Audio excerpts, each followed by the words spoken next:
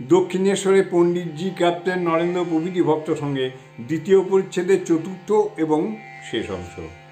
জন্ম মৃত্যু তত্ত্ব, বাজিকরের ভেলকি। মাস্টারের প্রতি, কি জানো, ঈশ্বরই সত্য আর সব অনিত্য। জীব জগৎ, বাড়ি ঘর দ্বার ছেলেপিলে এসব বাজিকরের ভেলকি। বাজিকর কাঠি দিয়ে বাজনা বাজাচ্ছে আর বলছে, লাগ লাগ লাগ। ঢাকা খুলে দেখো, কতগুলো পাখি আকাশে উড়ে গেল। কিন্তু বাজিকরই সত্য আর সব অনিত্য। এই আছে, এই নাই। কৈলাসের শিব বসে আছেন, নন্দী কাছে আছেন। এমন সময় একটা ভারী শব্দ হলো। নন্দী জিজ্ঞাসা করলে, ঠাকুর, এ কিসের শব্দ হলো? শিব বললেন, রাবণ জন্মগ্রহণ করলে তাই শব্দ। খানিক পরে আবার একটি ভয়ানক শব্দ হলো। নন্দী জিজ্ঞাসা করলেন, এবার কিসের শব্দ? শিব হেসে বললেন, এবার রাবণ বধ হলো।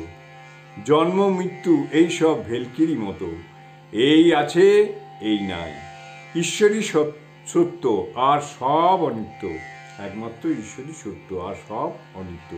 জলই সত্য, জলের ভুরভুরি। এই আছে, এই নাই। ভুরভুরি জলে মিশে যায়। যে জলে উৎপত্তি, সেই জলেই লয়।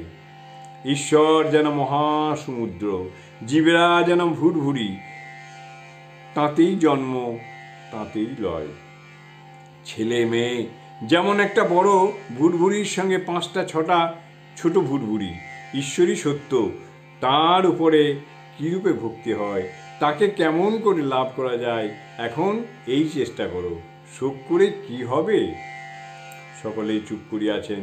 ব্রাহ্মণী বললেন, তবে আমি আসি। শ্রীরামকৃষ্ণ ব্রাহ্মণীর প্রতি শাসনে, তুমি এখন যাবে? বড় ধূপ, কেন এদের সঙ্গে গাড়ি করে যাবে? আজ জ্যৈষ্ঠ মাসের সংক্রান্তি, বেলা প্রায় 3-4টা, ভারী গ্রীষ্ম। একটি ভক্ত ঠাকুরকে একখানি নূতন চন্দনের পাখা আনিয়া দিলেন। ঠাকুর পাখা লইয়া আনন্দিত হইলেন ও বলিলেন, বাহ বাহ, ওম তৎসৎ কালী। এই বলিয়া প্রথমেই ঠাকুরদের হাওয়া করিতেছেন। তাহার পরে মাস্টারকে বলিতেছেন, দেখো দেখো কেমন হাওয়া।